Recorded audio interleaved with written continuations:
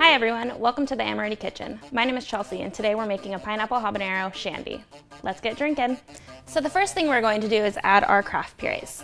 We have a pineapple craft puree that we're going to be adding, as well as our habanero. Our habanero is very strong, so you can start with really little. You don't need much. We did ½ an ounce for this. And then we're going to add our lemonade.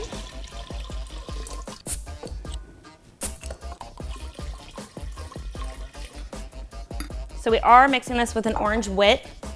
Give that shandy taste. And for that extra bubbly, just a little bit of champagne. Okay, not a little bit, we're doing the whole bottle. If I could get this off. Just fill this bad boy up. It's perfect for barbecues, laying by the pool, kind of the perfect outdoor mix of some beer and some champagne and some fruits. After you pour all the ingredients in, you want to give it a good stir. Most of the craft purees will blend naturally, but just to make sure. Now that everything's mixed up, we are ready to serve.